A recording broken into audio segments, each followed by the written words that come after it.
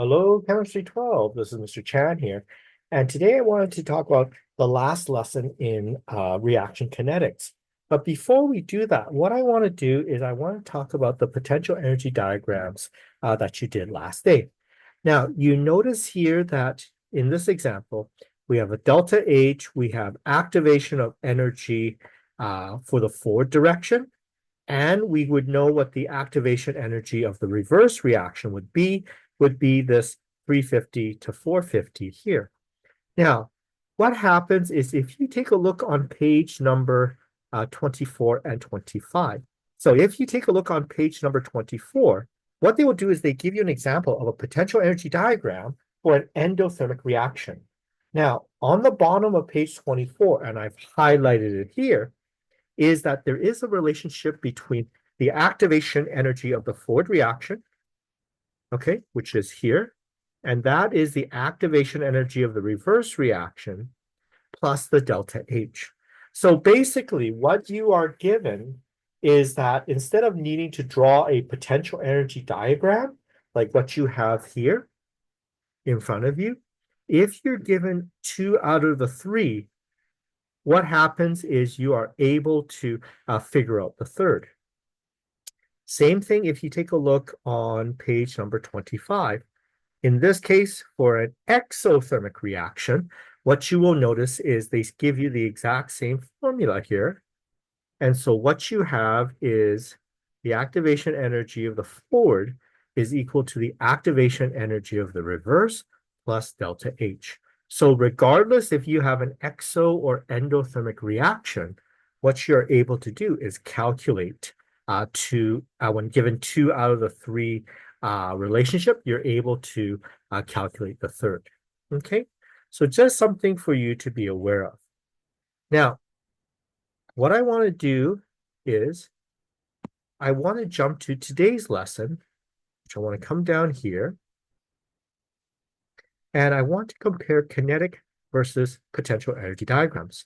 So in this particular case, if we were to compare kinetic energy diagrams, which we had done right at the very beginning of our collision theory notes, okay, remember we had these kinetic energy diagrams, and if we wanted to compare that with the potential energy diagrams, how would we be able to reconcile the two different graphs?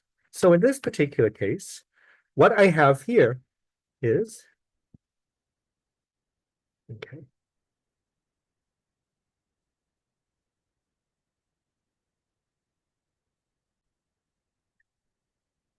what I have here is, let's say we have a particles, and what they have at this point is a lower kinetic energy. Now, when they collide, what happens is that low kinetic energy results, in this case here, lower potential energy, therefore, no reaction. It doesn't translate into enough energy to break or form the bonds. Conversely, let's say we had something up here, and what we have is we have higher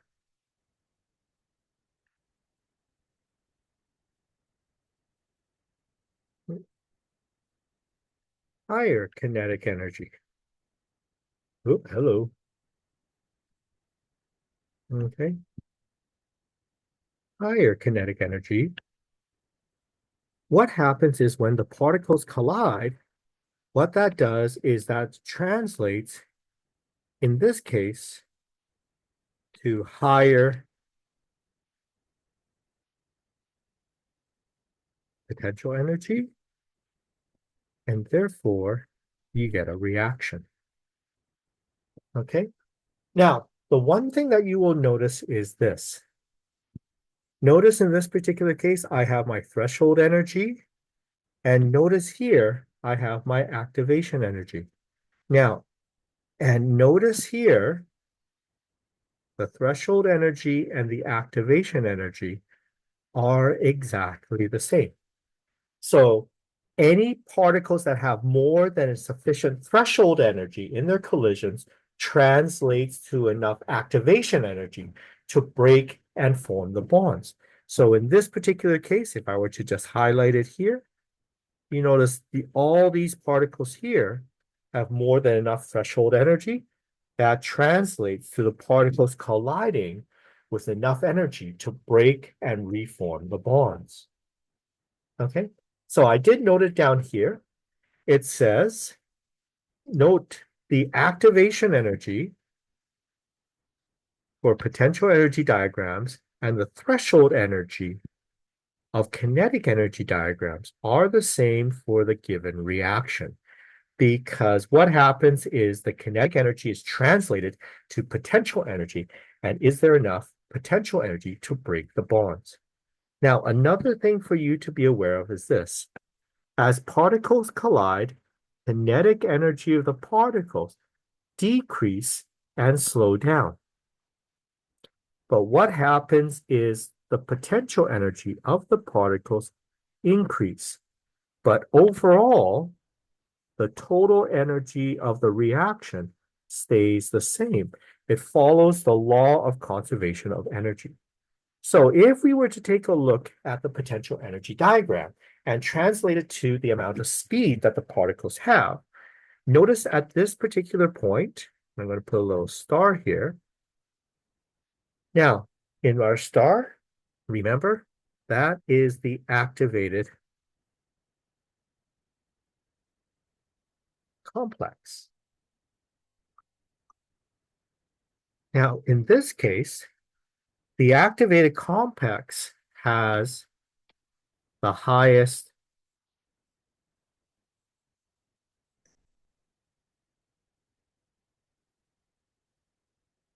potential energy, but the lowest kinetic energy, or it's the slowest. Okay, so that's the one thing you should notice is that there's an inverse relationship between the kinetic energy and the potential energy. So as the activated complex gets higher potential energy, it is the slowest. Now, that should make sense because remember when we talked about reaction rates, when I introduced, let me see examples of here. Remember I talked about this. So when the activated complex is formed, in this particular case, this is when the ball is traveling at its slowest. When it's hitting the face, all that kinetic energy being translated to potential energy. And so therefore, the speed of the ball slows down immensely, and all that extra energy is translated to the energy to either give this particular player a concussion or to break their nose. So you should recognize the inverse relationship between what's happening with the reactants and the products in terms of the potential energy and the speed of the individual particles. Okay, now, if you take a look in your textbook, let me just get this here. If you take a look at your textbook, and if you take a look on page number, let's say here, page number 21, what they do is they do talk about how the kinetic energy distribution curve and the potential energy diagram, how they are related, okay? And if you take a look on page number 22, they also do talk about the inverse nature of the kinetic energy or speed of the particle and how it is inversely related to the potential energy of the particle. The activated complex being the highest potential energy would have the slowest kinetic energy. Okay, so it's just something for you to be aware of. Now, a couple of other things is this. Effects of a catalyst and inhibitor. Recall, a catalyst increases the rate of a chemical reaction without being used up. And how does it do that? By causing the reaction to proceed by a different reaction mechanism or pathway with lower activation energy. Now, in this particular case, if we're looking at the potential energy diagrams, this has a lower activation energy, so therefore it is a faster reaction. Now, when you look at this, hopefully you are able to reconcile this particular diagram with when we did collision theory and when I talked about a catalyst. So we go down here. Now, remember, a catalyst reduces the threshold energy. Therefore, more particles have effective collisions. Are you able to reconcile this particular diagram with this diagram here in terms of looking at it from the potential energy point of view? They are the same. One is looking at it from the kinetic energy. One is looking at it from the point of view of potential energy. Now, remember, inhibitor slows down a reaction by creating a pathway, in this case, with a higher activation energy. And if a reaction requires a low activation energy, it is considered to be a spontaneous reaction.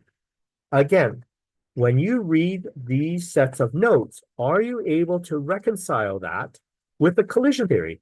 Remember when I was talking about collision theory, the higher the activation or the higher the threshold energy, the slower reaction, non-spontaneous, because you have few effective collisions, versus a low threshold energy, which is fast or spontaneous because you have lots of effective collisions. So are you able to translate these two kinetic energy diagrams into this particular statement here? Okay, so just something for you to be aware of. Now, as I was talking, we had talked about a different reaction mechanism or pathway. So when we talk about reaction mechanism, what a reaction mechanism is basically it's a series of steps for a reaction to proceed. It's a series of steps. Generally, there are two types. One of them is called the elementary process, a process where a reaction occurs in one step, usually between two particles. Okay, has one activated complex and one activation energy, or a single bump. So in this particular case, you would have two particles. Notice here, what I have is I have carbon dioxide and nitrogen monoxide. They combine to form one activated complex, and then you get your product. Very simple. So this would be considered an elementary process because it's one step. All right, very simple, elementary. Now, but most commonly is this. We have a ternary process. The ternary process right here. Sorry, the font formatting went a little haywire. The ternary process usually occurs when three or more particles collide. And because having three or more particles colliding at the exact same time is unlikely, a lot of times these reactions occur as a series of collisions rather than just a single one. An easy example would be like a three-car collision. A three-car collision usually occurs as a series of collisions. First, two cars hit, and then the two cars then hit a third car. It's very rare for all three cars to hit each other at exactly the same time. So that's why when we talk about ternary collisions, where you have three or more particles colliding, they occur more as a series of steps. Now, in this particular case, with these types of reactions, there must be a slow step or rate determining step with the highest activation energy. All other steps in the reaction are considered fast. And the last thing is whatever is changed in the slow step has the greatest effect on the rate of a reaction. So since there is a multiple step reaction, one of them is considered the slow step. Now, some of you might say, I don't get it. An example would be like in your family. Your family, I'm sure that there is one person that makes most of the decisions. Okay? And so whoever makes most of the decisions in the family, that person has determined where the family goes, where the family eats, and so on. Okay? I don't know, for some of you, it might be your father, it might be your mother, it might be your grandparents, but whatever that grandparent decides or that person decides, that's what the family does. So that would be like the rate determining step. Okay? Let's say, for example, in my household, we joke that my wife is she makes the final decisions. So if she says no, it's a no. Even if I say a yes, if I say a yes and my wife says no, the kids know that it means a no. Okay, that would be like the rate determining step. Who makes the final decisions? Now, the potential energy for these diagrams is identified. Oopsie. Okay. The potential energy for these diagrams is identified by having at least two activated complexes or two bumps. Now, here's an example of what I mean by a ternary process. In this particular case, notice I have three particles. I have two nitrogen monoxides and one hydrogen gas. So what happens is, in this case, we kind of figure out that there must be a multiple step. In this case, I just arbitrarily chose the first step as fast and the second step as slow. Now, if we look at the activated complex, notice in this case, I made the second step with the highest activation energy. And the reason being is this. In this case, the second step has the highest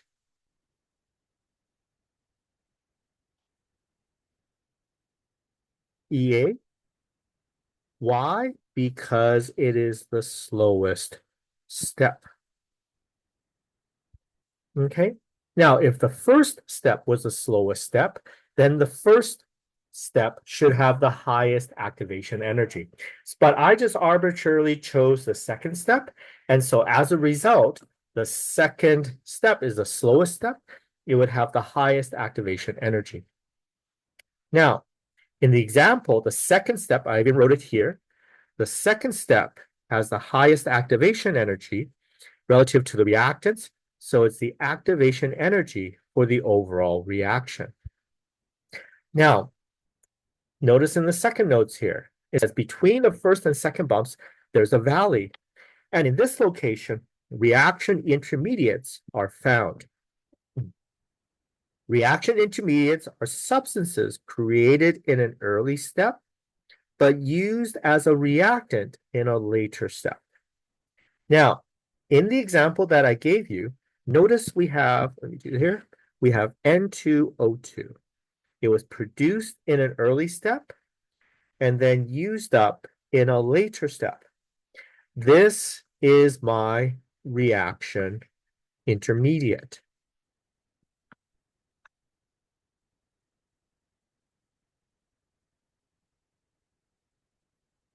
Okay, so because it was produced in an early step and used in a later step. Now, another thing in a reaction is a catalyst. A catalyst is used in an early step and produced in a later step. It's almost like backwards to reaction intermediate.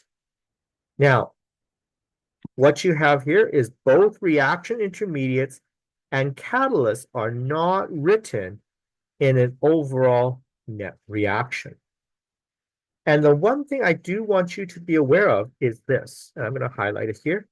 The reaction intermediate is not the same as the activated complex. Okay? Reaction intermediate is an actual chemical that is produced and then used up, while the activated complex is a high energy unstable intermediate compound where the main purpose of its existence is to break and form chemical bonds. Okay, so please make sure you know the difference. So you make sure you want to look at this. Okay, and you want to make sure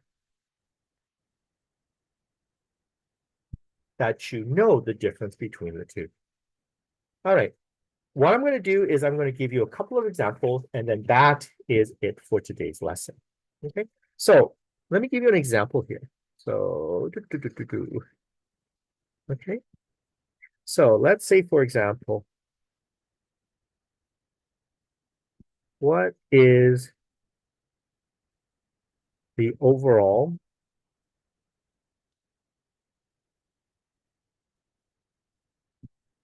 equation for the following?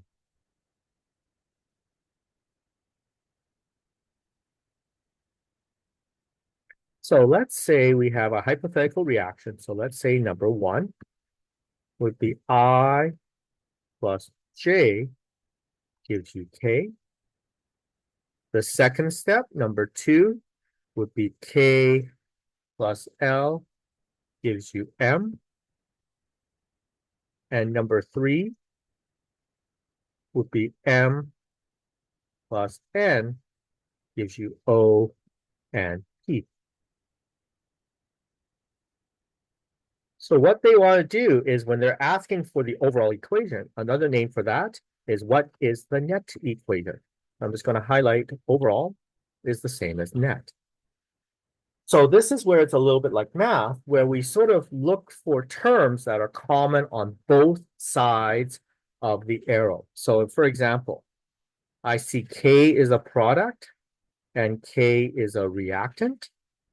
Okay, I have M as a reactant, M as a product, and anything else? Nope, that's about it. So these ones we can cancel out. And so my overall equation would be I plus J plus L plus N gives you O and P. Now, notice I crossed off K and M. Those would be called reaction intermediates. Why? Because they're produced in an early step and used in a later step. So here I would have K and I would have M. Now, is there a catalyst?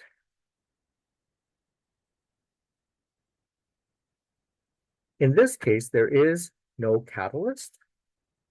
And if I were to ask for what is the activated complex for step number three,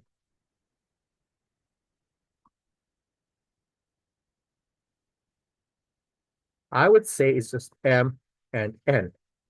Now, how did I just come up with M and N? Because I just arbitrarily put them together. Okay, no rhyme or reason. Now, one thing I wanted to mention about reaction intermediates. You notice that K was produced in step one, and then K was used up in step number two. The key thing is, does it have to be sequential in terms of if they are produced in step one, they have to be used up in step two? No. So long as they are produced in an early step and used in a later step, it doesn't matter if they are produced in step one and not used until step 300. So long as it gets used up, that would be considered a reaction intermediate. Okay. All right. Let me give you another example, and then that will be it. So in this, determine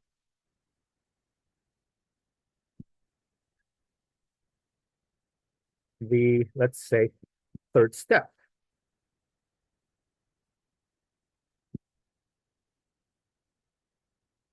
for the following.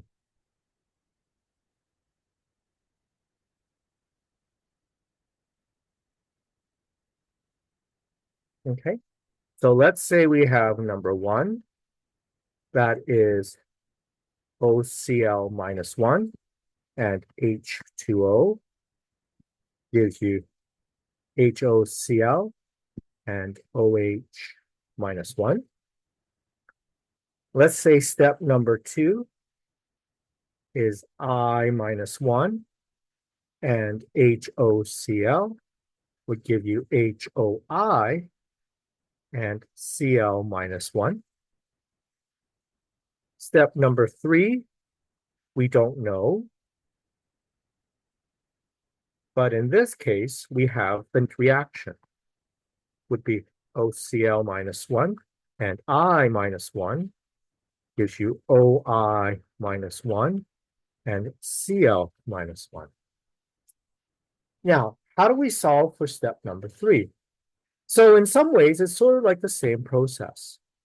So first of all, what I want to do is I want to see what chemicals are in my overall equation. So I have OCl minus one. I have OCl minus one. So I know I need to keep that one. I have I minus one. I have I minus one. I have Cl minus one. I have Cl minus one. Now, notice I don't have OI minus one in any of my three steps on the product side. So I need to add OI minus one here. Now, notice I have H2O and HOCl. I have HOCl, OH minus one, and HOI. Now, all of these are present in steps one and two, but they don't show up in the net equation. So what that means is that they need to be canceled out. So in this case, HOCl cancels out because one is found on the product, the other is found in the reactant. So we cancel it out. I am going to put, in this particular case, OH minus one and HOI here. Why? Because since they're on opposite sides, I can cancel them out.